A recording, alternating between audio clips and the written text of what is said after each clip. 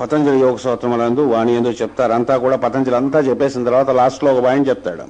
అష్టాంగ యోగం చేయాలి, చేస్తే ఇది మంచిది, ఇలా చేసుకోవాలి, ప్రాణాయామం చేయాలి, అన్ని చేసిన తర్వాత చేస్తే మోక్షానికి దగ్గరికి వస్తారు, ఇవన్నీ మీకు సమాధి వచ్చేస్తుందని చెప్తూ ఆఖరిలో కొందరికి ఇది త్వరగా వస్తుంది, కొందరికి సుఖంగా వస్తుంది, కొందరికి లేటుగా వస్తుంది, కొందరికి కష్టాలతో వస్తుంది అన్నాడు. అంటే పూర్వం చేసినటువంటి అకౌంట్ బ్యాడ్గా ఉంటే ఇది స్టార్ట్ చేసినామంటే కొంచెం ఆ అకౌంట్లన్నీ కదులుతాయి అన్నాడు. అంచేత చేయమంటారు సాధన. ఎంతసేపు అయితే మనం ఏమి ఎక్కడ పొద్దున్న సాయంత్రం 6 గంటలకు ప్రేయర్ చేసేటటువంటి ఇళ్లలో బట్టకు కానీ తిండికి కానీ లోపం ఉండదు. ఇంట్లో మనుషుల మధ్య అవగాహన పెరుగుతుంటుంది. భార్య ఒకసారి, బల్లడు ఒకసారి, తండ్రి ఒకసారి, కూతురు ఒకసారి ప్రేయర్ చేయకూడదు. అందరూ కూర్చుని ఒకసారి ప్రేయర్ చేయగలిగితే ఆ 10 మంది ఒకసారి కూర్చుని, నలుగురు ఒకసారి కూర్చుని, ముగ్గురు ఒకసారి కూర్చుని, ఒకేసారి కూర్చుని పొద్దున్న 5 నిమిషాలు స్పెండ్ చేయండి చాలు. ఒకరికి మధ్యన ప్రేమ పెరుగుతుంది. ఆ ఇంటి యందు సర్వసంపదలు ఉంటాయి. సంపదలు అంటే ఇందాక చెప్పాను, క్యాష్ కాదు. పిల్లకి పెళ్ళి అవ్వాలంటే ఆ టైంకి డబ్బులు ఉంటాయి. ఇల్లు కావాల్సిన అవసరం అయితే ఆ టైంకి డబ్బులు వస్తాయి.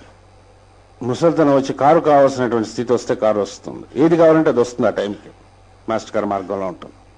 దాన్ని ఐశ్వర్యం అంట. ఒక 50 చీరలు 40 కార్లు ఉండడంలో ఏం చేయాలన్నది. ఒక 20 రకాల స్వీట్లు ఇంట్లో పొద్దు నుంచి సాయంత్రం వరకు తినలేవు అన్నాడు. అవసరమైనటువంటిది నీకు ఏ టైంకి కావాల్సిందో ఆ టైంకి ఏర్పాటు అవటం అనేటటువంటిది ఐశ్వర్యం అన్నారు. అన్నీ ఉండి భోజనం లేకుండా ఉండొచ్చు అన్నాడు. కోర్టులో కేసు ఉందనుకోండి, కోర్టులో ఉండొచ్చు, ఆ చెట్టు కింద ఉండాలన్నాడు. అది ఎప్పుడు పిలుస్తారో తెలియదు అన్నాడు. దాన్ని ఐశ్వర్యం అన్నారు. ఐశ్వర్యం అంటే తన వాళ్లతో, తను నమ్మినటువంటి వాళ్లతో, తనను ఆదరించినటువంటి వాళ్లతో నిరంతరం సుఖంగా ఉండగలిగేటటువంటి స్థితి ఏదైతే ఉంటుందో దాన్ని ఐశ్వర్యాన్ని పేరుతో పిలుస్తారు. ఆ ఐశ్వర్యవంతుడు అవ్వాలంటే అనపగామనైనటువంటి లక్ష్మి మన యందు స్థిరమై ఉండాలి, శ్రీదేవి మన యందు స్థిరమై ఉండాలి. అది చెప్తున్నాడు అన్నమాట. ఏం చేయమన్నాడు? తాం ఆవహ జాతవేదో లక్ష్మీ మనపగామిని యశ్యాం హిరణ్యం నిందేయం గామస్వం పురుషానం. ఆయన రోజు తలుచుకోవటం వల్ల హిరణ్యం అంటే డబ్బులు, గాం అంటే ఆవులు, అశ్వం అంటే గుర్రాలు, పురుషులు వీళ్ళంతా నాకు వచ్చిగాక. అంటే పూర్వకాలంలో ఆవులు గీవులు ఉంటే మంచిది, గుర్రాలు ఉంటే మంచిది కాబట్టి అవన్నీ కోరుకున్నారండి అని తెలియని పిచ్చి వేధవులు చెప్తారు. మ్యాక్సిమం లాంటి వేధవులు వేదవనందు గాం గౌ అనేటటువంటి మాట ఎక్కడొచ్చినా సరే వాక్కి గోవునుగా తీసుకుంటారు అర్థం. అశ్వం అనేటటువంటి దానికి ప్రాణశక్తి కింద సంకేతం. గోవులు ఉండాలంటే ఆవులు కూడా ఉండాలి, మంచిదే. మంచి ఉంటే మంచిదే, తప్పేం లేదు. కానీ గోవు అంటే మంచి అయినటువంటి వాక్కు అంట. పొద్దున్న లేచి ఒక్కొక్కటి జీవితంలో మంచి మాటలు వినటం అనేటటువంటి వాడు అదృష్టం అయినటువంటి వాడు. తల్లిదండ్రులు అలాంటి వాడు వింటాడు. పుట్టిన దగ్గర నుంచి మంచి మాటలు ఉంటాయి, చుట్టూ వచ్చేవాడు మంచి మాటలు వింటారు. కొన్ని ఇళ్లలో పుట్టిన దగ్గర నుంచి జ్యేష్ఠవదా, ఎందుకు వచ్చేవరా, ఎందుకు పుట్టవా అధవా అని తిరుగుతూ ఉంటారు అన్నమాట. అంటే వాడు పూర్వజన్మలో వచ్చినటువంటి అదృష్టం అనమాట. అది విన దగ్గర నుంచి వాడికి వచ్చేటటువంటి వాక్కులు అలాగొస్తాయి. వీడు కూడా అలాంటి వాక్కులు ఎందుకు వస్తాయంటే అలాంటి వాక్కులు వీడు యూజ్ చేస్తాడు కాబట్టి.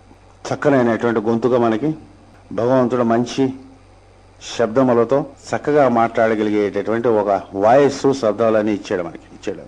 ఎంతసేపైనా ఉపయోగించుకోవచ్చు, ఎంతసేపైనా మీరు మాట్లాడవచ్చు, ఏదైనా మాట్లాడవచ్చు. మీ ఫ్రీ, ఏమీ దీనికి డబ్బులు కానీ ఏమి కానీ కట్టక్కలేదు. ఫ్రీగా వాయిస్ ఇస్తారు. పొద్దున్న నుంచి సాయంత్రం వరకు మీ ఇష్టం వచ్చాడో వాగొచ్చు.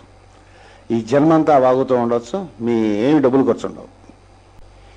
ఎలాగ మాట్లాడతాను అన్నది బట్టి మీ అనపగామని అయినట్టు లక్ష్మి ఏంటి ఉంటుందా ఉండదా అన్నాడు. లేకపోతే వాళ్ళ అక్క ఉందట, ఆవిడ వస్తుంది, జ్యేష్ఠ అంటారు. లక్ష్మీదేవి యొక్క అక్కే జ్యేష్ఠాదేవి అంటారు. ఆవిడ వస్తుంది.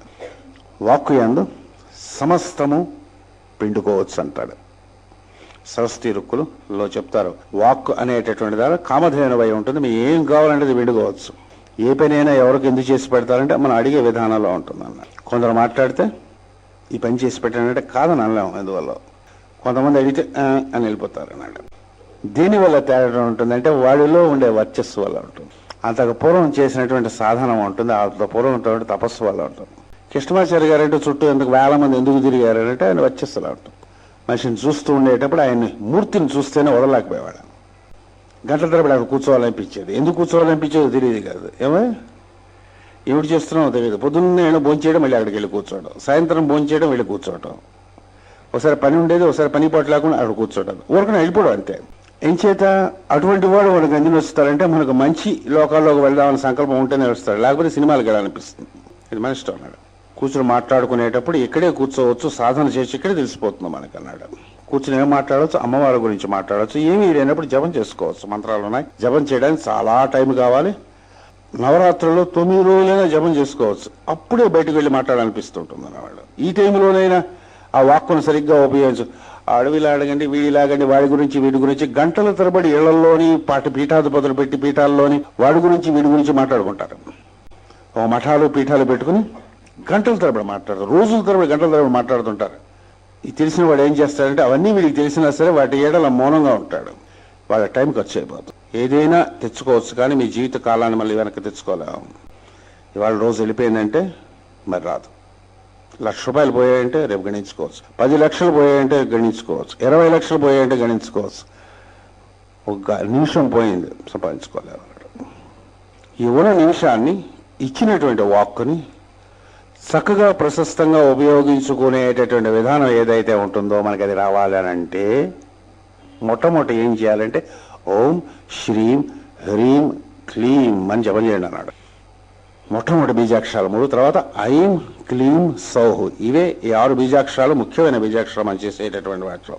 తర్వాత అనేక ఉపాసనలు ఉన్నాయి. ఒక్కొక్కరికి ప్రత్యేకమైనటువంటి దానికోసం ఒక్కొక్కరు చేసుకుంటారు. ఒక్కొక్క పని సాధించడం కోసం, ఒక్కొక్క పని వాడి వల్ల జరగటం కోసం గురువు శిష్యుడికి ఒక మంత్రాన్ని ఉపదేశిస్తాడు. అది వాడి ఇష్టదేవత అయి ఉంటుందన్నమాట.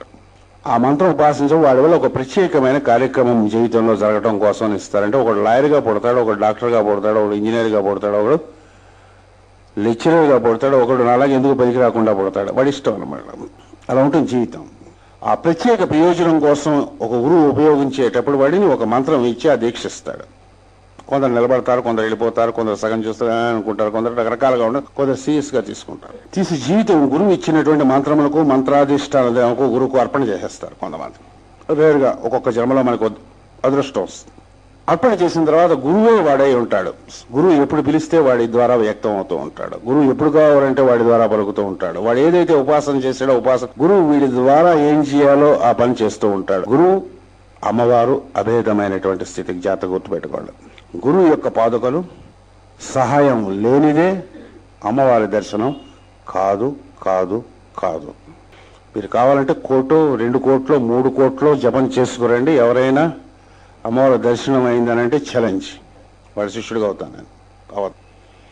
గురువు అనుగ్రహం లేనటువంటిది సాక్షాత్కారం కలదు. అనుగ్రహం అయిన తర్వాత గురువుకి సమస్తం సర్పాటు చేసినటువంటి వాళ్ళకి సాక్షాత్కారం కాని వాళ్ళని ఎవరన్నా చూపించడం ఉండరు. 2 కూడా ఉంటాయి. గురువు అమ్మవారు ఎప్పుడు పిలిస్తే ఎప్పుడు వస్తారు. ఎంచేత అభేదమైనటువంటి స్థితికి వచ్చాడు కాబట్టి, గురువు కంటే తను భిన్నం కాదు కాబట్టి. అంటే ఎలాగంటే మనలో వచ్చేటటువంటి ఆలోచనలు కూడా గురువుకి సమర్పణ చేయాలి. వెధవ ఆలోచనలు అయినా సరే అన్నాడు, తప్పేం లేదు అన్నాడు. మంచి ఆలోచనలతో పాటు దుష్టమైన ఆలోచనలు కూడా ఇలా వస్తే గురువుగారు ఏం చేయాలని మనస్సుతో సంకల్పించి వదిలేదు. నేను పోతాయి కొన్నాళ్ళకి. నీ మనస్సులో ఉండేటువంటి ఆలోచన సమస్తం గురువుకు తెలుస్తున్నదనేటువంటి నీకు ఏ రోజైతే తెలుస్తుందో సాక్షాత్కారానికి చాలా దగ్గరగా ఉన్నామని లెక్క. అటువంటి వాక్కు ఇచ్చేటటువంటి గురువు తల్లి గర్భమునందు కొడుకు పెట్టడానికి తండ్రి అయితే ఎలాగైతే శుక్రాన్ని నింపుతాడో, గురువు తన యొక్క వాక్కు వల్ల శిష్యుని యందు గర్భం ధరిస్తాడు. కింద లోకములో కొడుకు పుడతాడు, పై లోకములో ఆధ్యాత్మిక లోకములో అమ్మవారు నీ యందు పుడుతుంది. ఆవిడే అనపగామనైనటువంటి ఇష్టదేవత కింద ఉంటుంది. వాక్కుగా గురువు శిష్యుల్లోకి ఎంటర్ అవుతాడు. ఎంటర్ అయిన తర్వాత గురువు ఏదైతే సాధన సమస్తం చేశాడో ఆ సాధన సమస్తం యొక్క రహస్యం సమస్తము కూడా శిష్యుల్లోకి ఎంటర్ అయిపోతాడు. అదేంటండి అంత మన గురువుల నుంచి క్యాన్సిల్ అప్పటి నుంచి గురువు గారు వీక్ అయిపోతారు అవదు అన్నాడు. ఒక క్యాండిల్ తీసుకుని ఇంకో క్యాండిల్ వెలిగిస్తే 2 క్యాండిల్ ఎలాగ వెలుగుతాయో గురువులోంచి ఏం పోదు, శిష్యుడు కూడా వెలుగుతాడు. ఆ వెలుగు ఇచ్చేటటువంటి వాక్ ఏదైతే ఉంటుందో ఆ వాక్కుని గాం అని పేరుతో పిలుస్తారు.